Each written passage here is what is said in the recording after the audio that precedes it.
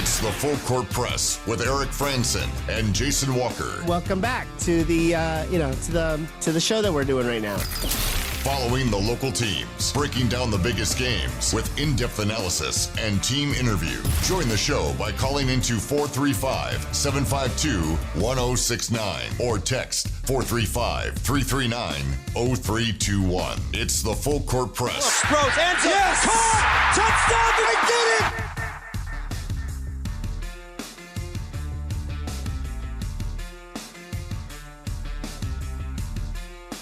Good afternoon, everybody. Welcome on in. It's another edition of the Full Court Press.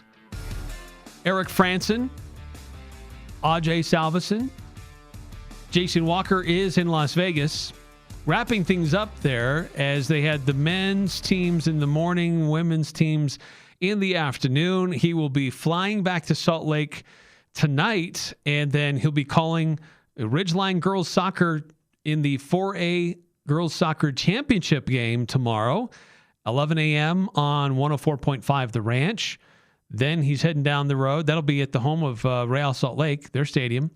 And then he's heading down the road to Orem in Timpanogos, where Bear River will be taking on Timpanogos in the 4A football playoffs. So a busy couple of days for Jason Walker. But we've got a lot of other games that we're covering throughout our family of radio stations and online on CashValleyDaily.com. I have all those details posted a little bit later this evening and how you can follow all of those games and keep an eye on what's going on for your favorite teams. But we've spent, pretty much the first hour almost exclusively about Utah State basketball. It was Media Day in Las Vegas. We heard from Mason Foslev and Carson Templin. We also heard from Coach Jared Calhoun.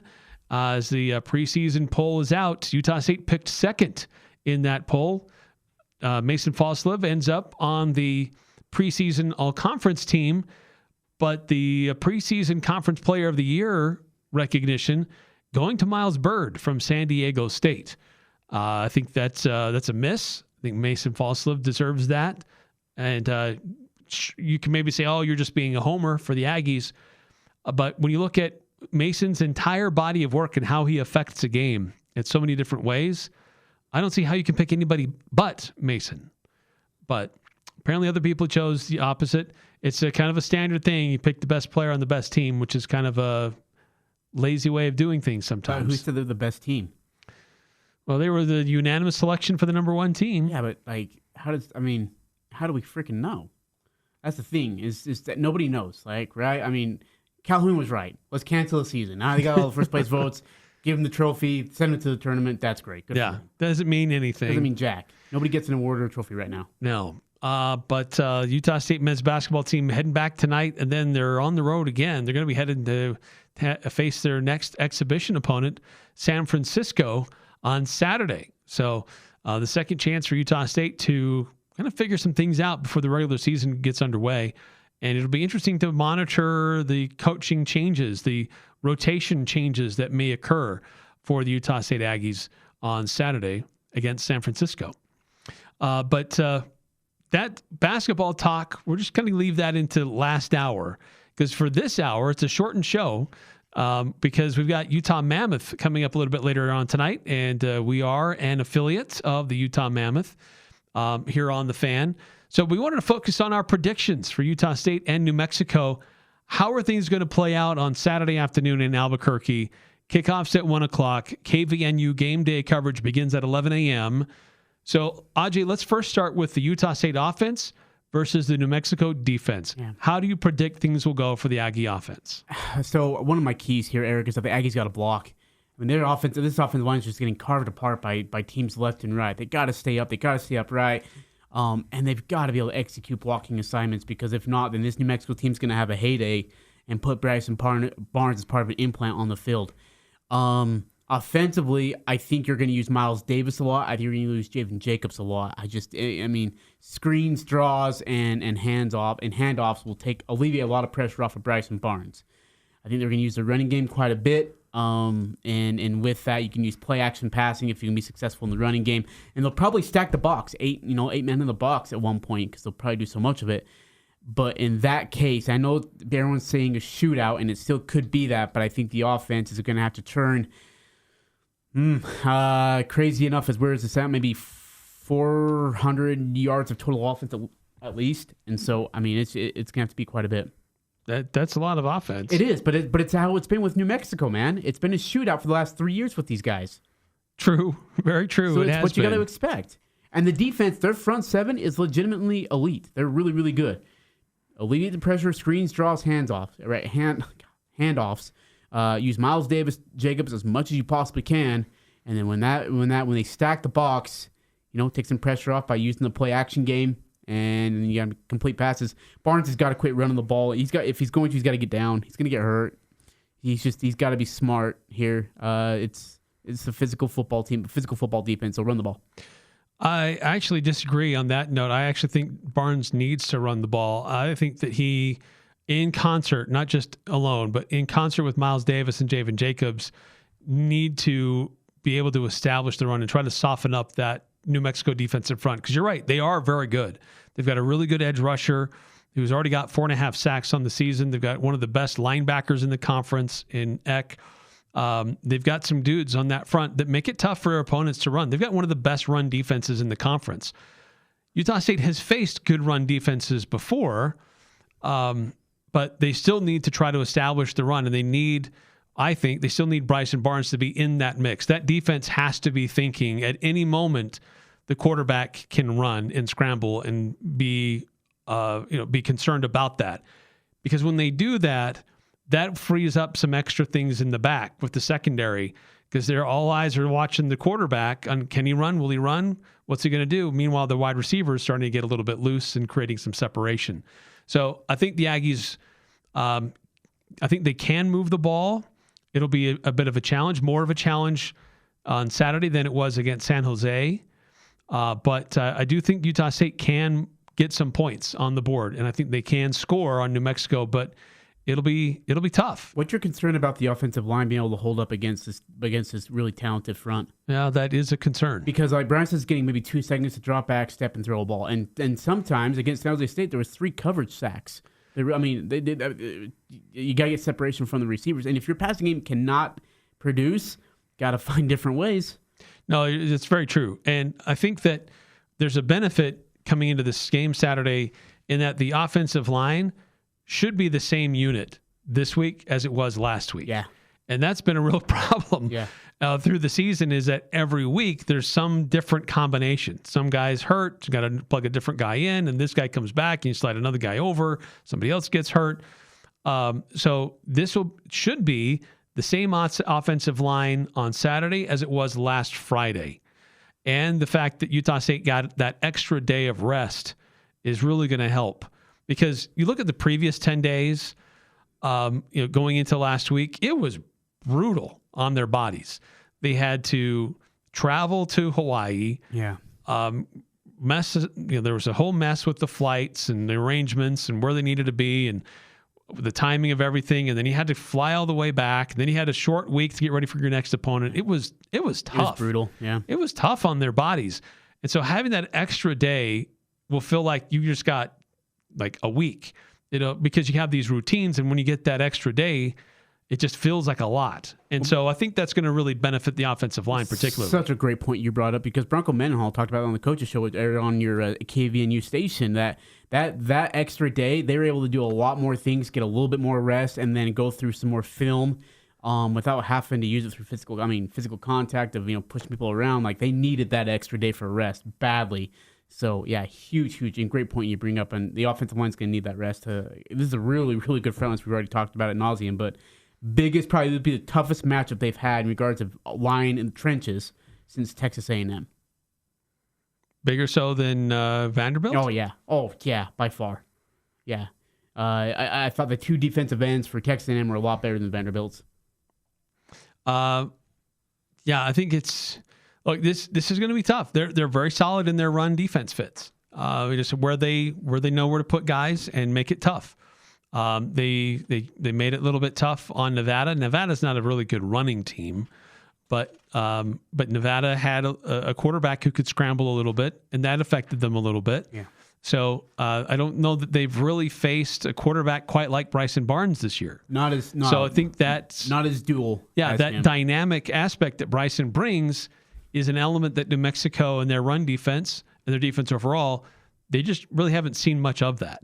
Eric, the defense right now for Utah State has seen some really good quarterbacks who are mobile, but then also receivers who are just overly stupid talented, both San Jose State, Hawaii, Vanderbilt, and even A&M, right? Now you're going to see almost a running back by committee. You had one guy go over 100 yards and score 2 or 3 touchdowns. McKinney last week in their win, 24-22 win over Nevada. And so this defense is going to see, I think we'll see a good chunk of run game, again, from a 4 running back or so, good committee depending on how they perform. What is your thought and what's your key for this defense to be able to hold what could be a shootout, a New Mexico potent offense? So shifting to the Utah State defense? Yes. Yeah, I think that's it is a New Mexico defense that can be potent, but it's also been impotent in that it struggled against Nevada. Mm-hmm. Nevada's not a very good defensive team. And their offense kind of struggled against that. And so Jason Eck, not Jason Eck, Lane, the quarterback Lane, I think he's a decent quarterback, but he's thrown as many interceptions as he's thrown touchdowns. But you're right to focus on their running game. They don't have like a running back that has like one guy that has a ton of yards. I like what Jan Jorgensen talked about when we interviewed him earlier this week. Yeah, it's like they have 1,000-yard rusher. It's spread across 3 guys, but they have 1,000-yard rusher already. I mean, they're 7 games in, and they already have 1,000-yard rusher on their roster. But it's spread across 3 different guys. And each one of them has that ability to get big yards and make life difficult for you. So the Utah State run defense has to be better. These last couple of weeks, they've faced offenses that are pass first. Use the pass to set up the run, but use the pass to set up the pass. Really is what they try to do. At first half against Hawaii, Hawaii had 2 rushing yards? It was crazy stupid.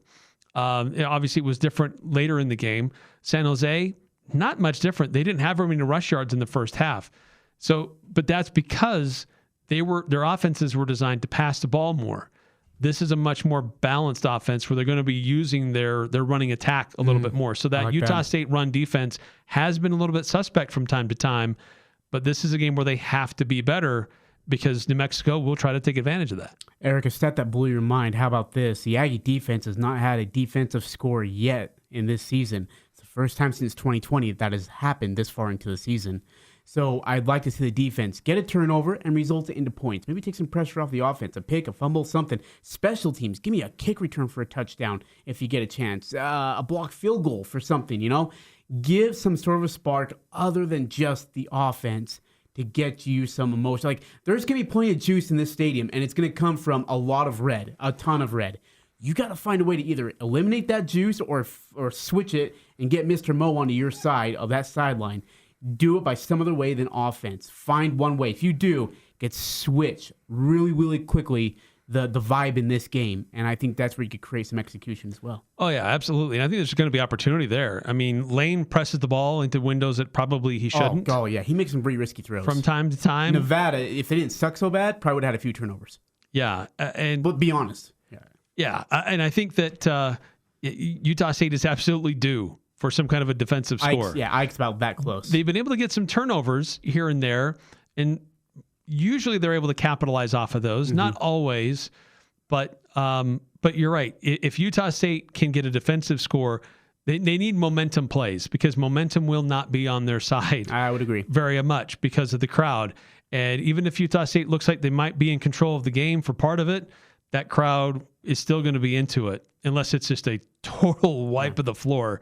But I don't suspect that's going to happen. No. I think this is going to be a slobber knocker. This is going to be 15 rounds of just, drag out fight. You're going to see guys dragging themselves off the field after this game. 60 minutes of football. The Aggies need to play complimentary 60-minute football game. If they do that, they're coming out of University Stadium with a win. No doubt. So let us get your scores, 435-339-0321, before we share ours on the Young Power Sports of Logan text line, 435-339-0321. Let's get to some of the texts coming through. 8968. I don't care who on the first team all conference or the rankings preseason. I want to see where they are at the end of March. That's exactly right. Reference to basketball. Absolutely. I could not agree more. 2305. I like RJ's take on the game against New Mexico. I think he has to have a new nickname, the Professor. I like the Professor. Yes. That's already been given. That's to who? That's kind of Jason's nickname already. Jason? Yeah. Sorry. Oh, jeez. It's too late. Who named him the Professor? Sorry, French Dip. You have too many nicknames already. 6543. Defense has yet to prove they can stop anyone with the extra emotion that will go along with this game and playing at home. I give the Lobos a 38-34 win in a shootout. You know, 6543 brings up a really solid point. No taunting penalties. Can't do it. It's gonna be in a game filled with emotions. There's gonna be plenty of jabbering and bickering and yelling, all that stuff. If the refs get to control it early, be dang careful about what you're doing. Ike, I'm talking to you. I'm talking to everybody else on the defensive side of the football. Emotions in check. Just play the game. Get off the field. Yeah, you don't want don't give them yield second chances. Extra yards. God, no. You don't want to extend drives that you shouldn't. Not to this team. Yes, absolutely. 6436. So, some bread and butter mixed with some good au jus makes for some great French dip sandwich. Ajay, it's fun when you're on the broadcast. For me now, you are officially known as French Dip. Son of a biscuit. That was your fault. That's your fault. That is your fault. Wait, there's more. Oh. Can you talk situational punting? Oh, yeah. Or best French dip restaurants in the CV? You remember our first press conference? I told Coach I was a big fan of punting, and he didn't even flinch. Didn't even grin. I was like, come on, Coach. He doesn't know. Do you kick the ball just to kick it or what? He doesn't know. 9315. Can you shut up the crowd if you do the right things on defense and offense? Yeah. Oh, absolutely. Yeah. Yeah, Jan Jorgensen said the greatest feeling is when you're in a hostile place and you quiet the crowd. And you see fans leaving. It's the best scene in the world. Yeah. 9310, New Mexico 34, USU 26. Defense can't get off the field enough. Seeing the theme here, Eric. And you know what that theme is yet? I mean, it's really been proven true. 9310 and 6543 have great points. Defense hasn't proved that they can get off the field in quite critical moments. 2305. Jason can be a professor. RJ will be a professor.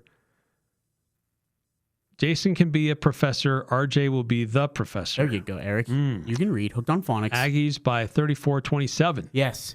Eric, I'm not going to give away my score take now, but the way this game's going to go, you're either going to get a shootout or it's going to be just clock usage filled. Down to the wire. Situation, yeah. The whole time. Every possession, every play. Yeah, I don't think you're going to see it matter as much as it will in this game. All right, quick timeout here on the Full Court Press. Love to continue to get your score predictions for Utah State's matchup at New Mexico. KVNU game day coverage will begin at 11 a.m., kickoff at 1.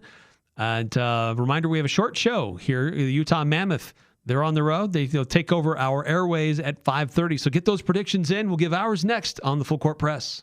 Hey, this is Jarek with Jarek's Fine Jewelry. This October marks our 17th year anniversary. So to celebrate, we want to treat you to an anniversary date. Make it a date night on us. Come engagement ring or anniversary ring shopping at Jarek's Fine Jewelry. We have thousands of designs to choose from, including the newest custom designs. With no strings attached and no purchase necessary, We will buy you dinner at Sweet or Burrito the entire month of October. Come engagement ring or anniversary ring shopping, and date night is on us. Make it special, make it Jarek's.